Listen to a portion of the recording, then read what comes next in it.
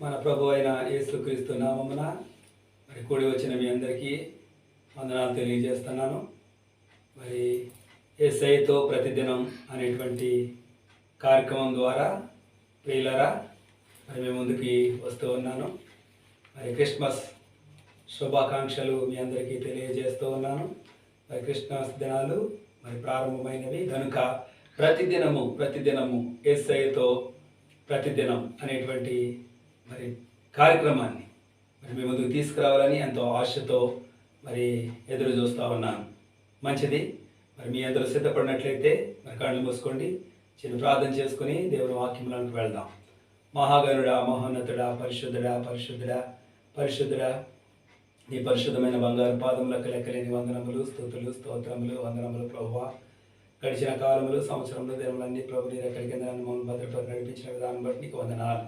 ఇదిగోనైనా నీ బిడ్డలు నైనా ఇదిగోని నీ యొక్క నామమును ప్రభు ఇదిగో నన్ను కీర్తించడానికి, గణపరచడానికి, హెచ్చించడానికి, నేను స్తుతించడానికి ఇదిగో నీ బిడ్డలు అందరూ కలిసి ప్రభు ఇదిగోనైనా నీ సన్నిధిలో నేను ఇదిగో మోకరిల్లిన బిడ్డలందరినీ బట్టి నీ సన్నిధిలో ప్రార్థిస్తూ ఉన్నాను.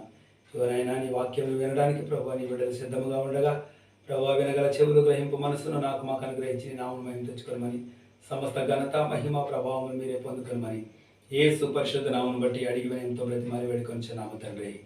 ఆమేన్. మంచిది. ప్రియమైనటువంటి దేవుని బిడ్డలారా, మరి దేవుని వాక్యం చదువుకుందాం. బైబిల్ తెరవండి.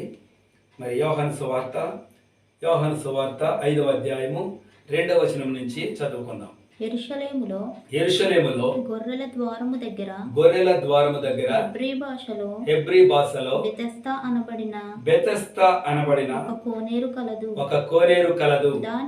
దానికి 5 మండపములు కలవు. ఆయా సమయములకు దేవదూత కోనేటిలో దిగి నీళ్లు కదిలించుట కలదు. నీరు కదిలింపబడిన పిమ్మట మొదట ఎవడు దిగునో వాడు ఎట్టి వ్యాధి గలవాడైనను బాగుపడును. కనుక ఆ మండపములలో రోగులు, గ్రుడ్డివారు, కుంటివారు, ఊచ కాలు చేతులు గలవారు గుంపులుగా పడియుండిరి. అక్కడ 38 ఏండ్ల నుండి వ్యాధి కలిగినటువంటి ఒక మనుష్యుడు ఉన్నాడండి. యేసు వాడు పడియుండుట చూచి వాడప్పటికి బహుకాలము నుండి ఆ స్థితిలో ఉన్నాడని ఎరిగి స్వస్థపరచగోరుచున్నావా అని వానిని అడుగగా ఆ రోగి అయ్యా నీళ్లు కదిలింపబడుతున్నప్పుడు నన్ను కోనేటిలోనికి దించుటకు నాకు ఎవడును లేడు. గనుక నేను వచ్చినంతలో మరియొకడు నాకంటే ముందుగా దిగునని ఆయనకు ఉత్తరమిచ్చెను. చాలు. ప్రభువునటువంటి ప్రియమైనటువంటి దేవుని బిడ్డలారా, మరి ఇక్కడ మరి బహుకాలము నుండి ఆ కోనేటి వద్ద ఒక వ్యక్తి పడి ఉన్నాడు. ఆ వ్యక్తి పడి ఉండుట యేసు ప్రభువారు చూశారట. హల్లెలూయా. యేసు ప్రభువారు చూచి వాడు బహుకాలము నుండి అక్కడ పడి ఉన్నాడని ఆయన ఎరిగి మరి ఆయన అతని దగ్గరికి వెళ్ళి అయ్యా మరి నీవు బాగుపడాలని ఆలోచన చేస్తున్నావా అని అడిగాడట. ఆయన ఎప్పుడైతే ఆ మాట అడిగాడో మరి అతడు చెప్తా ఉన్నాడు, అయ్యా మరి దేవదూత వచ్చి మరి కోనేటిలో దిగి నీళ్లు కదిలిస్తూ ఉంది. మరి కదిలిస్తున్నటువంటి సందర్భంలో మరి అనేక మంది నాకంటే ముందుగా దాంట్లో దిగి వారు స్వస్థత పొందుకుంటున్నారయ్యా. మరి నన్ను ఎవరు కూడా మరి కోనేటిలో దించడానికి మరి నాకెవరో లేరు అని యేసు ప్రభువారితో చెప్తా ఉన్నాడు.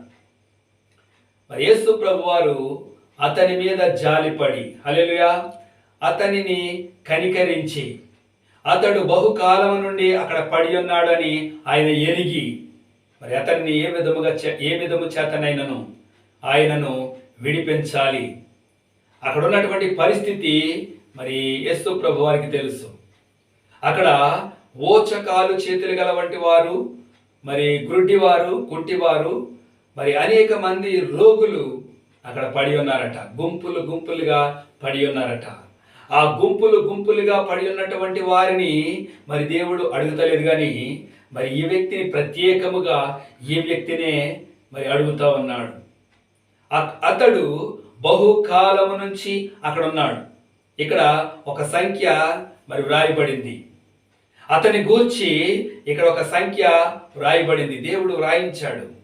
అతడు ఇంచుమించుగా 38 ఏండ్ల నుంచి అక్కడ పడి ఉన్నాడట. హల్లెలూయా! 38 ఏండ్ల నుంచి అక్కడ పడి ఉన్నాడు అతను.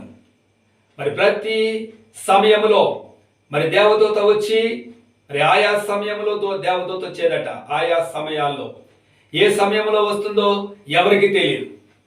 దేవుని బిడ్డలారా, మరి దేవుని దూతలు మరి రావడం జరుగుతూ ఉంది భూమి మీదకి. దేవుని యొద్ద నుంచి దేవుని దూతలు భూమి మీదకి వచ్చి ఆయా పరిస్థితులలో, ఆయా సమయాల్లో మరి దేవుడు చెప్పినటువంటి పనిని మరి వారు పని చేయడానికి, దేవుని పని చేయడానికి దేవుని దూతలు మరి ఆకాశము నుండి దిగి వచ్చేవట. ఆ దినాలలో క్రీస్తు పూర్వము మరి దేవదూతలు దిగి వచ్చేవి. ఏదైనా కార్యం చేయాలంటే దేవుడు ఏం చెప్తే అది మరి నెరవేర్చడానికి భూమి మీదకి దేవదూతలు వచ్చేవారు. గాబ్రియేల్ అనేటువంటి దూత, మరి అనేక పర్యాయాలు చూసినప్పుడు గాబ్రియేల్ అనేటువంటి దూత, మిఖాయేలు అనేటువంటి దూత, అనేక మంది దూతలు భూమి మీదకి పంపించబడ్డారు. ఆ దూతలు వచ్చినప్పుడల్లా మరి ఇక్కడ నీళ్లు కదిలించబడుతూ ఉన్నాయి. ఆ కోనేటిలో దిగి నీళ్లు కదిలించి దూత వెళ్ళిపోయేదట.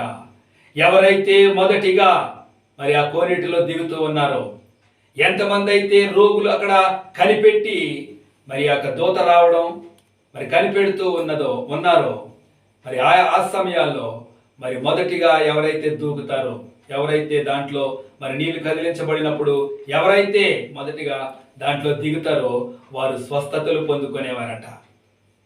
మరి బహుకాలము నుంచి అక్కడ పడి ఉన్నాడు అతను. మరి అతను వెళ్ళాలి అని మరి అతను కూడా స్వస్థత పొందుకోవాలి అని ఎంతో కాలం నుంచి, బహుకాలం నుంచి అని యేసు ప్రభు వారు చెప్తా ఉన్నారు. కానీ ఇక్కడ ఒక సంఖ్య కూడా రాయించాడు దేవుడు.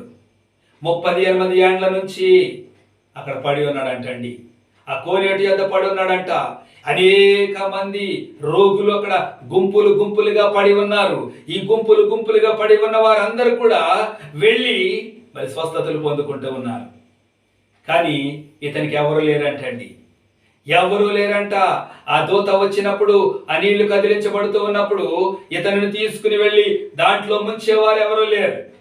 ఇతనికి విడుదల కలుగజేసేవారు ఎవరు లేరు. మరి దూత వస్తూ ఉంది, మరి నీరు కదిలిస్తుంది, వెళ్ళిపోతుంది. అక్కడ ఉన్నటువంటి వారు మరి ఇతనికంటే ముందుగా వెళ్ళి స్వస్థతలు పొందుకుంటున్నారు. వారి గృహానికి వాళ్ళు వెళ్ళిపోతూ ఉన్నారు. ఎంత అద్భుత కార్యం అండి, ఎంత గొప్ప కార్యాలు జరుగుతూ ఉన్నాయి. యేసు ప్రభు వారు చూస్తారు. ఆ స్థలానికి ఆయన వచ్చాడట. హల్లెలూయా! ఆ స్థలానికి వచ్చి మరి అతడు బహుకాలం నుంచి అక్కడ పడి ఉన్నాడని ఆయన ఎరిగి అతని మీద జాలిపడి, కనికరపడి, అయ్యా నీవు ఈ యొక్క రోగం నుంచి విడుదల పొందుకోవాలని ఆశ కలిగి ఉన్నావా అని ఆయన అడిగాడు. మరి ప్రతి ఒక్కరు కూడా మరి ఎవరైనా ఏదైనా అవసరం కలిగి ఉన్నప్పుడు, ఎవరైనా కష్టంలో ఉన్నప్పుడు, వ్యాధితో బాధపడుతున్న వారి దగ్గరికి మనం వెళ్ళి, అయ్యా ఈ వ్యాధి నుంచి నీవు స్వస్థత పొందుకోవాలని ఆలోచన చేస్తావా? మరి దేవుడు నిన్ను విడిపిస్తే మరి ఇప్పుడు నీవు లేచి మరి ఈ పని నువ్వు చేసుకోగలవా?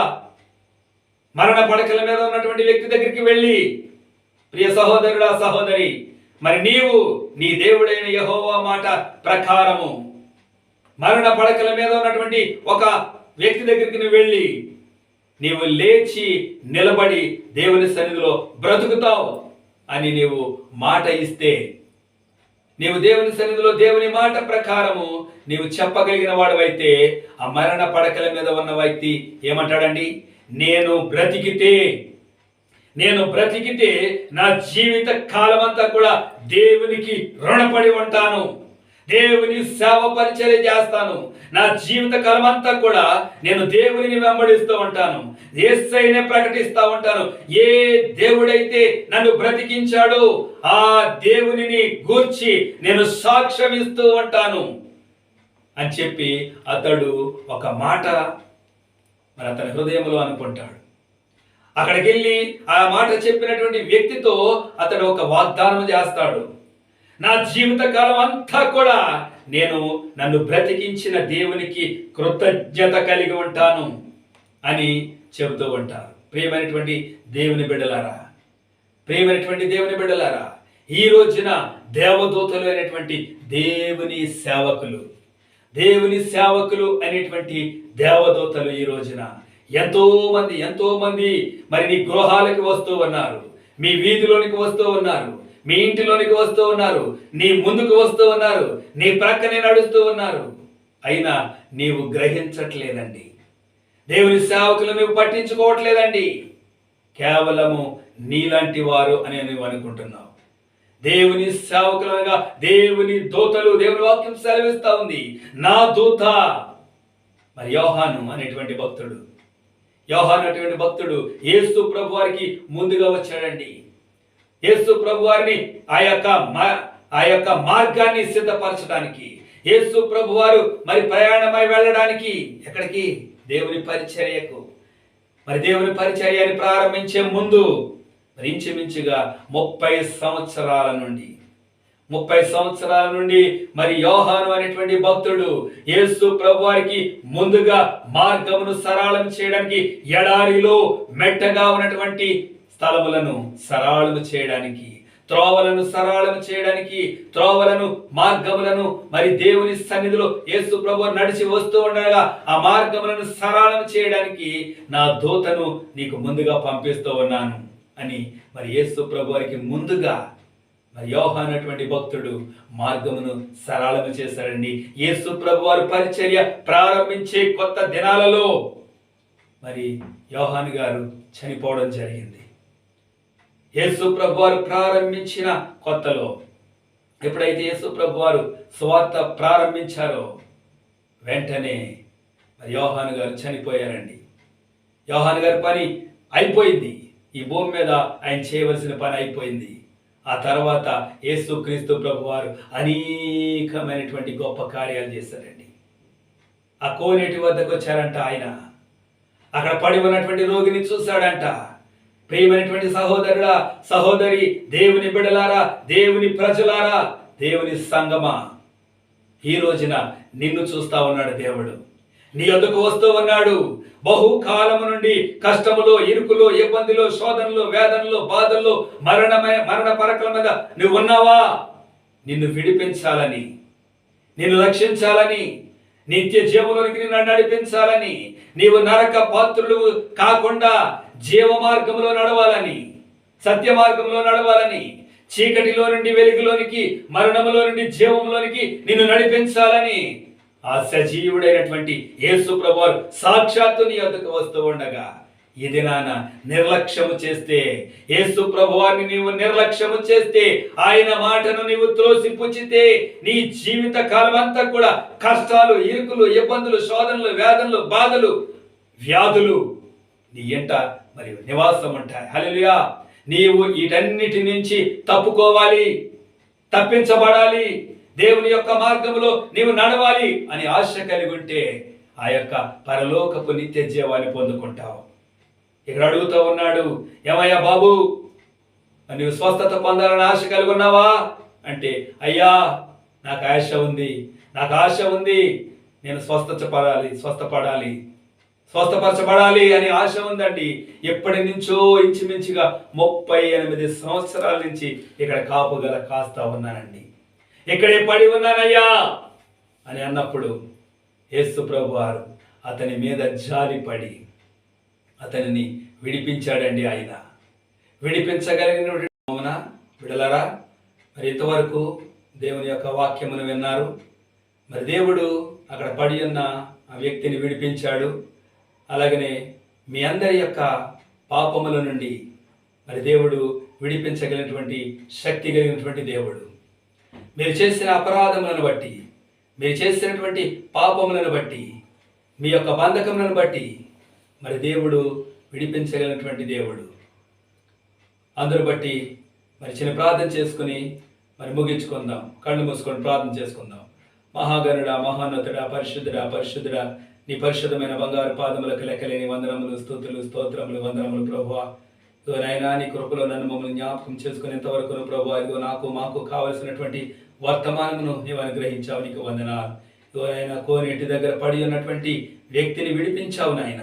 అలాగనే ప్రభువా, నీ బిడ్డలు ప్రభువా అనేక పాపముల చేత, బంధకముల చేత ఇదిగో నాయన బంధింపబడి ఉన్నారు ప్రభువా. ఇదిగో నాయన విడుదల పొందుకోవాలని ఆశ కలిగి ఉన్నారు ప్రభువా. ఇదిగో ఆశ గల వారి ప్రాణమును ప్రభా తృప్తిపరిచే దేవుడవు నాయన. వారి బంధకముల నుండి విడిపించండి నాయన. వారిని పాప విమోచనము నుండి విడిపించండి ప్రభువా. నాయన ఇగో నీ యొద్ద కనిపెడుతూ ఉన్నారు ప్రభువా. ఇగో నీ బిడ్డలు నీ యొద్దకు వచ్చి ఉన్నారు నాయన. ఇగో నాయన అక్కడ ఉన్నటువంటి బిడ్డలను ప్రభువా ఎంతమందినైతే నీ విడుదల దయచేస్తావో అలాగనే ప్రభువా ఇగో నాయన కూడి వచ్చిన ప్రతి బిడ్డను ప్రభువా నాయన పాపము నుండి విడుదల దయచేసి నీ నామం మహిమ తెచ్చుకోమని సమస్త ఘనత మహిమ ప్రభావములు మీకే ఆరోపిస్తూ నా ప్రభును మీ ప్రియకుమారుడైన నజరేయుడైన యేసు అతి పరిశుద్ధ నామమును బట్టి అడిగి వినయముతో బ్రతిమాలి వేడుకొనుచున్నాము తండ్రి. ఆమేన్, ఆమేన్, ఆమేన్.